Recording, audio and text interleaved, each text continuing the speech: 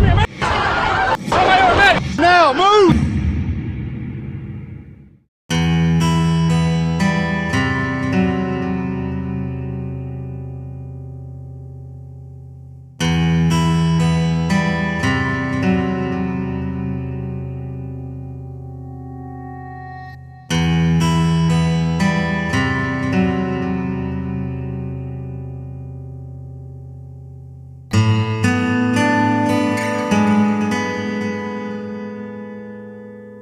He was the police chief of Little River Academy.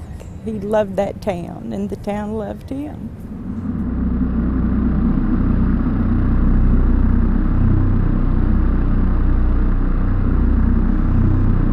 Proceed, do you need another unit? Not at this time. Lee went on a road rage call. Somebody pulled a gun out on somebody. And then a few minutes later, he had gone to that house. And at that time, I didn't think he needed any backup, but I decided to go anyway. Hello. Police Chief Dixon, Little River. Can I talk to you outside, please? Yes, sir. You driving that little white pickup a while ago? Yes, sir. You pointed a gun in somebody's face a while ago? He pulled up my driveway and threatened me. He tried to run over me twice. I grabbed my gun out of my console and I said, "You're trespassing." What we're going to do is we're going to go to court and we're going to let a judge decide what's going on. You go get you a warrant and do whatever you have to do. And you get off my property, too. I don't have to get off your property. Yes, sir, you do. No, I don't. I'm here on official business. Now don't start this. Mr. Reisner retreats into his home, shuts the door. 3801. I need another unit, please. Chief Dixon, one of the neighbors, saw him kicking Mr. Reisner's door in. Damn it, my door back. Now go. The man greeted him at the door with a 12-gauge shotgun and shot him twice in the face. Go. You're fixing to go to jail. Show me your hands.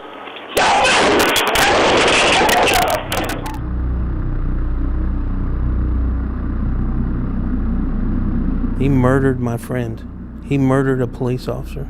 Cold-blooded, like a dog, murdered him. Shot him in the face with a shotgun. Point-blank range. And he shot him again after he was down. While he was down, yeah. Bell County 911, where is your emergency? Oh, yeah, I'm here at Little River Academy. Officer just tried to assault me and tried to come in my house. Okay, and what's your address, He sir? pointed the gun at me. What's your address, sir? He tried to shoot me, and I shot him back with a shotgun. We were getting a call in that the officer was shot. We do have the EMS started. When I got there, I could see Lee laying on the ground on the porch. I could see his feet, and I could see that man hovering above him. Hey! Put your hands up! Put them up! Put them up! Do it now! You don't move! You understand me? Stay on the ground! Stay on the ground! You don't move! I'm gonna blow your head off! Got him? I got him. And after that, that's when we started rendering aid on Lee. It was horrible. It was a nightmare that I was experiencing, that I was wide awake, and there's things in my head that I never want to see again. Wake up, Lee! Come on, man! Wake up, Lee! Come on, Lee! Wake up! I just got the phone with him. Take a break. Lee, wake up, man! Come on, Lee. Oh, man. Come on, man. I just talked to him on the phone, man.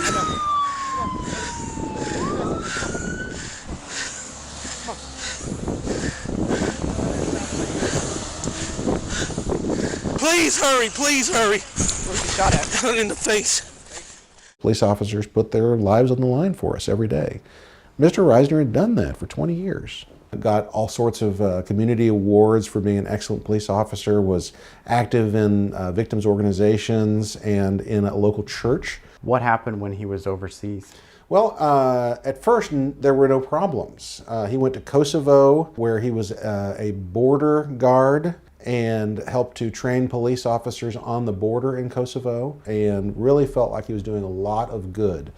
And then he went to Iraq. Now, Iraq was a totally different situation.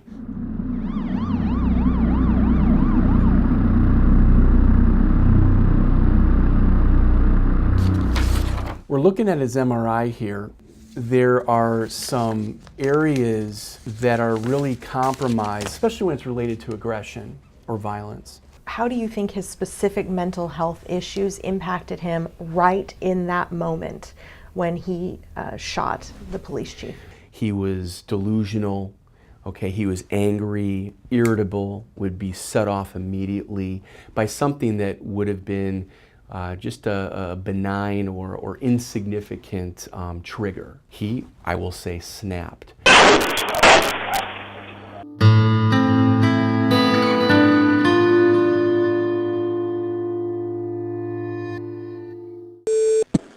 Officer 911, do you need police, fire, or EMS? We have an emergency at Walmart on Palmer. A cop, an officer has been shot. He's bleeding everywhere. It's just really bad.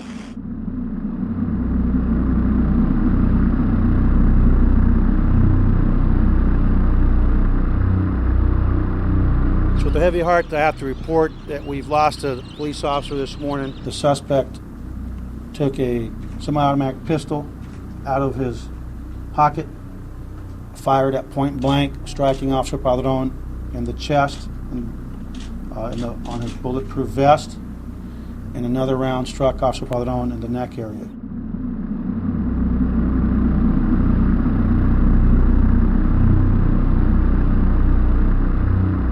So when you guys split up about 4 months ago,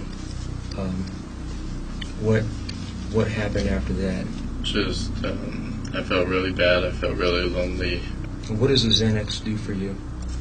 It makes you really relaxed. Mm-hmm. And makes you lose a lot of memory. We, the jury, find the defendant, Brandon Daniel, guilty of the offense of capital murder. But that is the case many times. And if they are involved in a situation in which the police are called and that officer has no idea about this person's history or that they're experiencing a mental health crisis, a lot of times that puts the officer at an extreme disadvantage.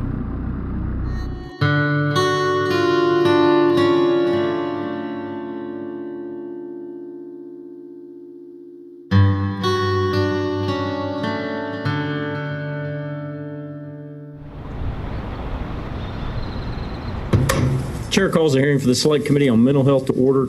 I'm the Executive Director of the Texas Municipal Police Association. Because as you said, Representative, that's crisis intervention we're talking about.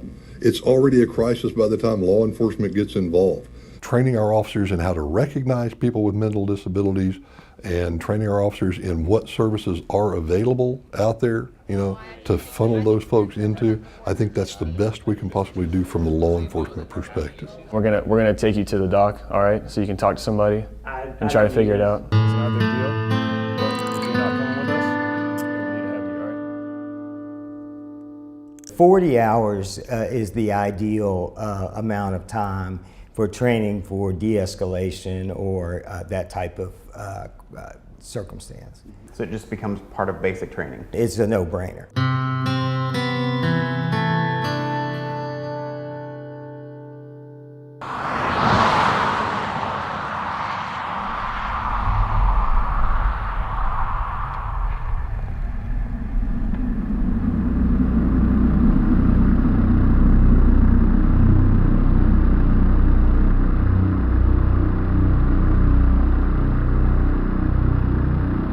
It seemed like maybe he just felt like he could handle the situation, that it wasn't going to escalate. That's just the kind of person that Lee was. He'd take care of it and go about your business. From the officer's perspective, I would think I would like to know what people in my community might potentially be a threat. Once you finally heard who it was, did something click? Yes. Yeah, it all clicked. Mr. Reisner was pulled over for not signaling at a stop sign. Pull to the side of the road. Pull to the side of the road and get back in the car. Definitely got bowed up and got crosswise, and frankly was being unreasonable in the situation. The traffic laws say you will pull to the right side of the road and stop for an emergency vehicle. You are not. You were stopped in the middle of the lane and you said you're arguing with me. What was your problem? You! Other officers come, they wind up putting him in the police car. They come to search the vehicle, pop open the trunk. This big, huge assault rifle is mounted on the inside of the trunk. That's ours. What is this? Oh, that's an AK. Knowing now what we do know about what wound up happening to Mr. Reisner, that's in hindsight very frightening to look at and see that, oh my gosh, this guy's running around with a gun. Often past behavior predicts future behavior. With these calls, we were looking a lot at his mental state and how he evolved actually into someone who would kill a police officer in the line of duty.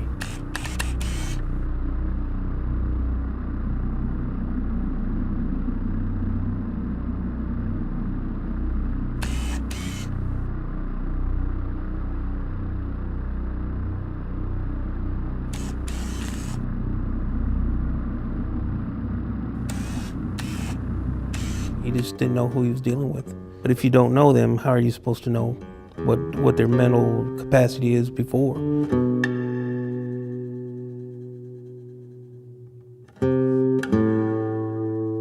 Right now, officers can access criminal backgrounds, but maybe not always the mental health background. There are probably some privacy issues that you have to keep in mind sharing information like that. To this day, people still tell me, this is what your husband did for me. This was the kindness they showed me. This is how he impacted my life.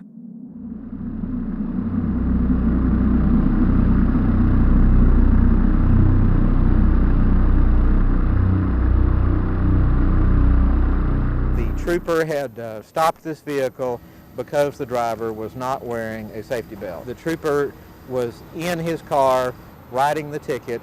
The shooter got out of his car with an assault-style rifle. There was no warning, there was no conversation. The man got out with a gun and proceeded to shoot. Drop it! Put the weapon down! Put it down! Put the weapon down! The bullet went through the windshield of the patrol car and hit our trooper in the head.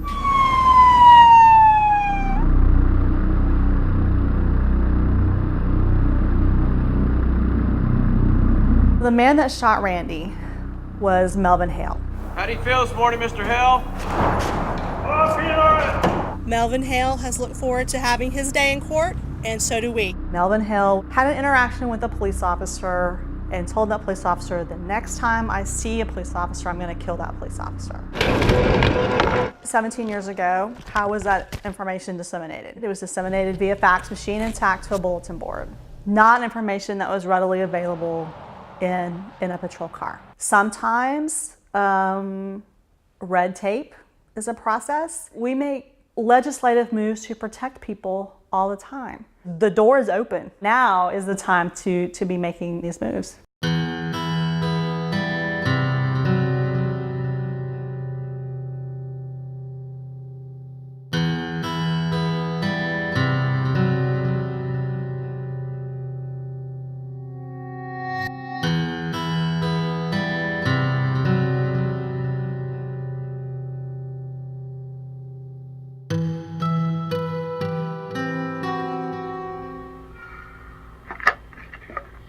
Hey, gorgeous, how are you? Handsome, I'm great. How are you? Woohoo, I'm doing great now. Well, how you doing?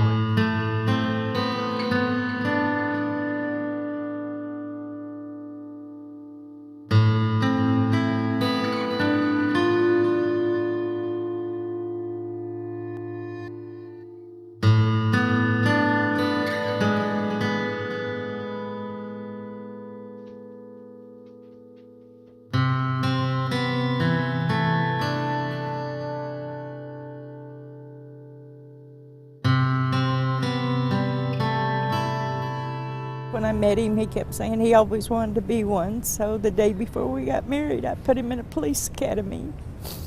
And when he graduated, I was his first supervisor. It's what I've been doing for 25 years. And Lee would be upset if I just quit because of him.